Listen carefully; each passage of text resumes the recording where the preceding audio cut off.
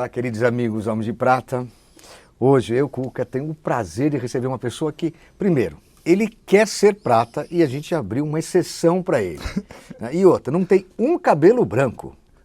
Eu estou duvidando que ele tenha, mesmo esses 48 anos, esse pré-adolescente para Homens de Prata. É o seguinte, meus amigos, antes de mais nada, queria agradecer a nossa querida HP Enterprise, que nos cede o espaço gentilmente para a gente fazer essas gravações, a Água Prata, que nos acompanha todos esses 3 anos, e mais a Lifetime, nossa parceira de sempre. Então vamos lá. Não se esqueçam de se inscrever no canal, compartilhar, ir nas nossas redes sociais, falar para os amigos, para todo mundo, que é muito legal ter vocês com a gente. Vou receber agora Eduardo Matsushita, 78 anos, perdão, 48 anos, um mestre do RH, é um engenheiro que legou tudo para estabelecer as relações. Isso. Exatamente, para lidar com gente, né? Que lidar com número e planilha é relativamente fácil para japonês, né? É verdade. Agora, lidar com gente já é uma outra ciência, né? Muito mais complexa de lidar com as diferenças entre as pessoas. E como é que foi você é formado pela Poli? Sim. Muito pouco tempo já mudou de profissão, como é que apareceu isso na sua vida? Então, não foi tão pouco tempo, né? Eu fiquei 10 anos trabalhando em consultorias de estratégia e gestão. Então eu fiz o normal, de um É que você não japonês. Você não praticou engenharia, não foi para engenharia. Engenharia só nos estágios da faculdade. Logo depois eu já fui para negócio. Ah, tá. Já fui para negócio. Trabalhando em consultoria, essas coisas. Para consultoria de gestão e estratégia empresarial nas grandes empresas americanas. E aí depois eu tive essa mudança importante para a área de pessoas. E como é que se deu isso? Como é que você percebeu e sentiu, poxa, aqui é uma oportunidade, me identifico com esse propósito? Eu sempre tive muito interesse pelas histórias das pessoas. Eu sou um grande admirador das histórias interessantes das pessoas. E também, em paralelo, as histórias interessantes das empresas. E isso sempre me motivou. Aí eu entrei no mundo das empresas. E percebi que nas empresas tem o quê? Pessoas. Ah, é verdade. Ou máquinas hoje. Ou máquinas, mas assim, quem realmente leva uma empresa para algum lugar... São feitas dos seres humanos. São os seres humanos, né? E também percebi que ao longo da evolução de um gerente, de um diretor, depois de um presidente, outros fatores são mais importantes do que o fator puramente técnico de saber fazer conta, fazer uma boa análise. Tem outras coisas muito mais importantes. Então, você está falando de pessoas e isso te levou a focar ser um headhunter. Sim. Certo? Sim. Como é que isso surgiu? Como é que foi esse desafio de você se tornar headhunter? Conta pra gente, na verdade, quem é um headhunter? Tá.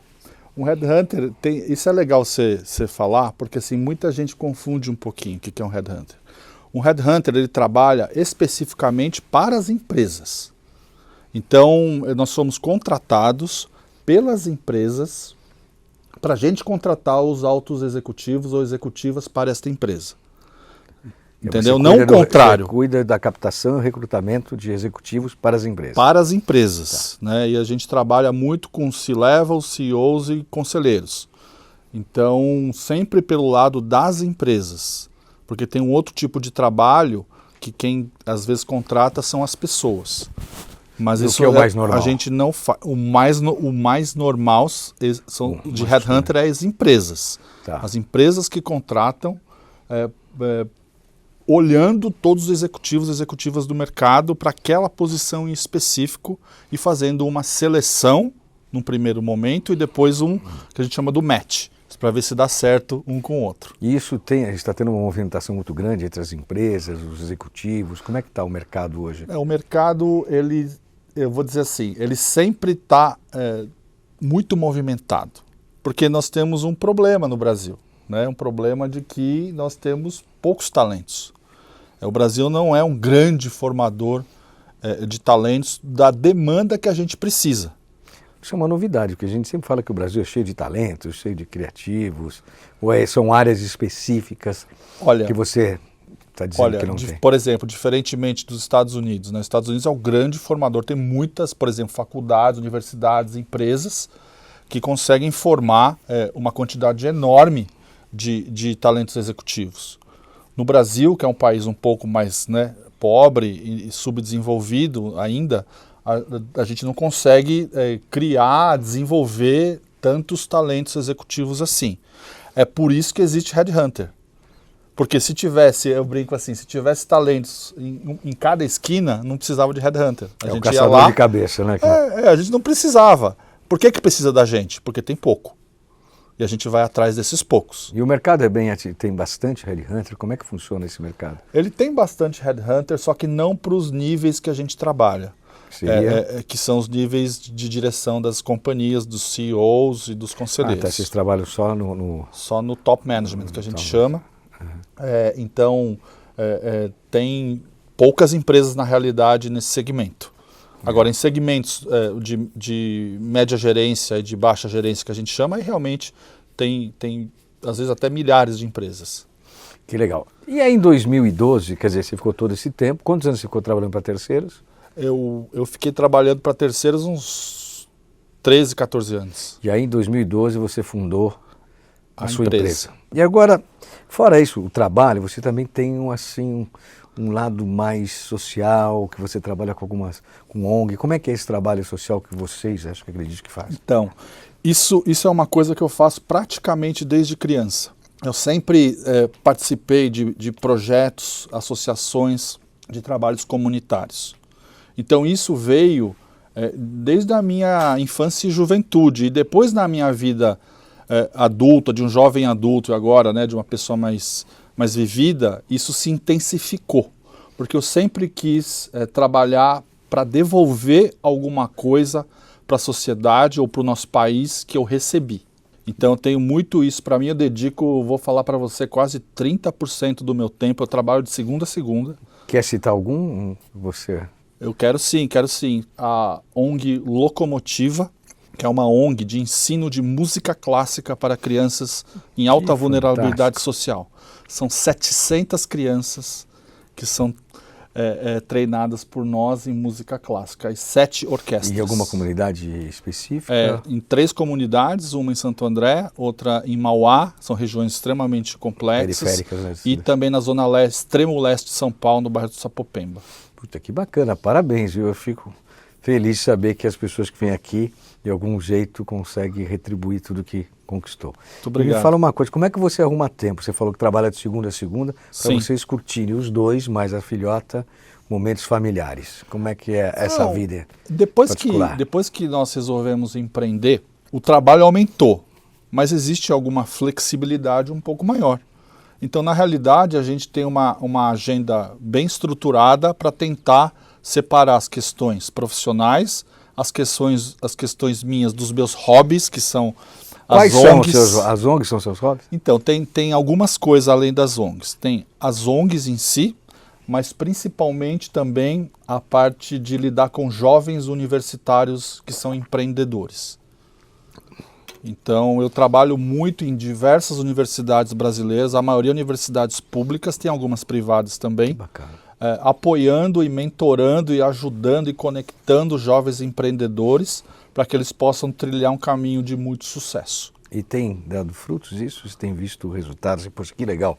Então, eu tenho de novo uma outra sorte que eu mentorei uma startup que hoje ela se tornou um unicórnio.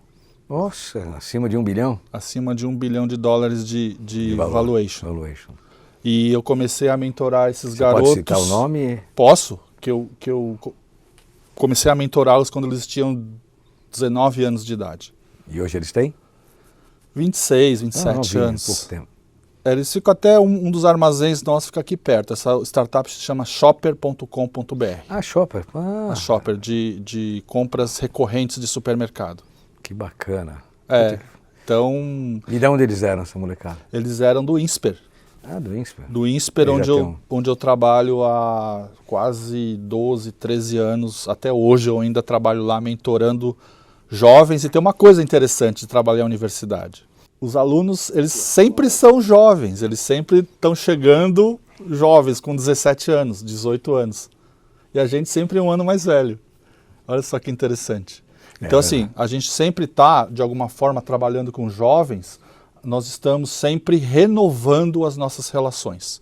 Eles continuam chegando jovens, você... Sempre jovens, e eu sempre vou acompanhando eles durante a carreira toda deles. Bacana. Agora, falando disso do jovem, como é que é a relação sua com os homens de prata e as mulheres de prata? Como é que você trata isso pensando no mercado? Como é que trabalha esse network? Então... Como é que... Você falou agora dos jovens que vêm chegando. Exato. E os mais jovens, de alguma maneira... Jovens há mais tempo, como jovens você há mais diz. tempo, como eu sempre digo, estão indo para fora, ou se desligando, ou tendo algumas oportunidades. Como é que você lida pensando no headhunter e no posicionamento de ajudá-los? Olha que interessante, né? Ou o aproveitamento deles, né? Isso. Eu trabalho com os dois extremos, né? É. Eu ganho meu dinheiro, vamos dizer assim, com os jovens há mais tempo. Então, praticamente todos homens e mulheres de prata, acima de 45, 50, 60 anos, e do outro lado os universitários. Mas vamos focar agora nos jovens há mais tempo. E eu acredito que cada vez mais existem oportunidades, tanto de trabalho quanto de outras atividades, sejam empreendedoras. E sejam empreendedoras para dar lucro ou sejam empreendedoras para impactar a sociedade. Então tem muita oportunidade para quem está com vontade de realizar. Eu acho que o principal ponto é, se você tem vontade de executar algo relevante, independente na realidade da tua idade, existem muitas oportunidades.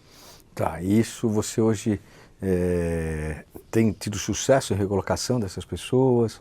Olha, não somente em recolocação... Porque você falou que trabalha muito com empresas, Eu trabalho com contratação, né? Vamos dizer assim. Então, assim, eu já contratei recentemente um CEO de 63 anos de idade. Menino.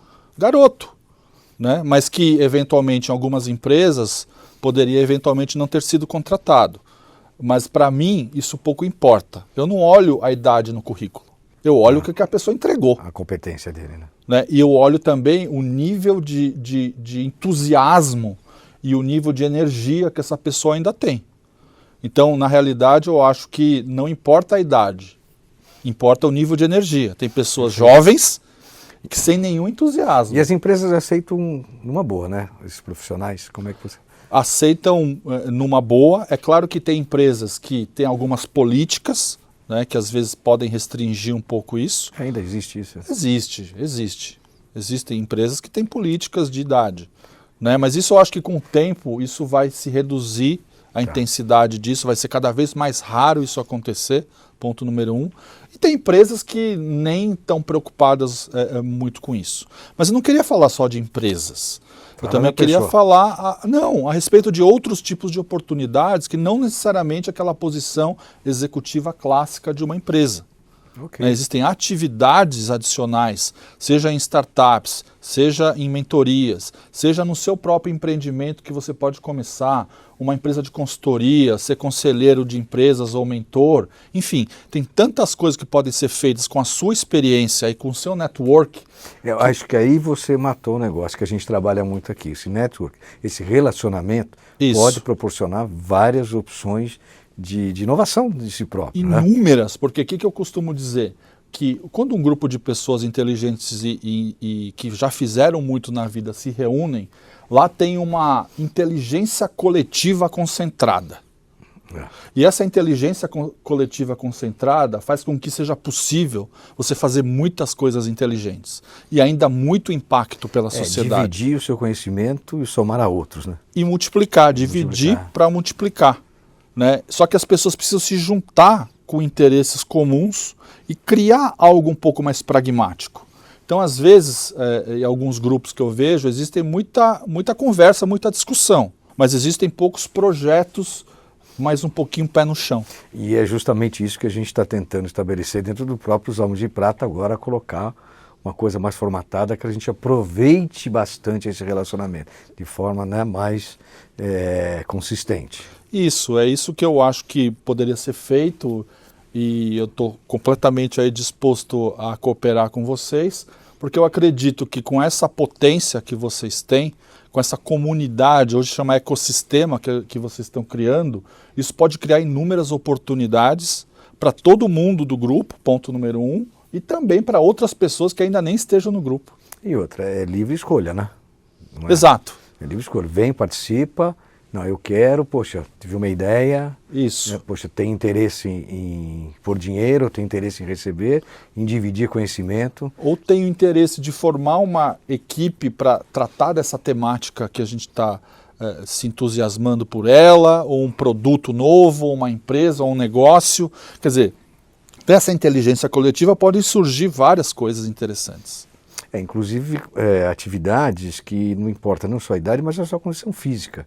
Né? Tem atividades que você não precisa jogar alguma coisa, algum esporte, mas você pode, algumas horas do seu dia, algumas horas da semana, se dedicar a um projeto bacana. Exatamente, exatamente. Só que quando eu aconselho isso, né, para pessoas que enfim, estão na segunda fase da carreira, vamos chamar assim, começa a se tomar bastante tempo dessas outras coisas. Isso que é um negócio muito interessante. Isso começa acreditar, né? a, entre aspas, invadir a tua vida.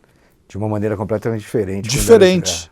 E tão entusiasmante quanto foi talvez no passado. Eu acho que até mais, porque você saber que já passou por tudo isso, já adquiriu isso, que ele continua ainda sendo produtivo, nossa, isso. Acho que é mais legal ainda.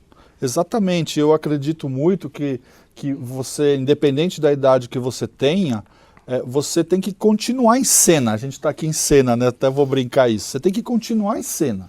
Tem que continuar fazendo coisas interessantes e que também tragam uma vida interessante para você. Ainda mais que a gente não vai ver só até 50, 60 anos. Hoje a perspectiva é 90 anos, para 80, 90. Tem que ter atividade. Tem que... Eu estava falando com um homem de prata hoje, CEO de uma empresa na área de bebidas.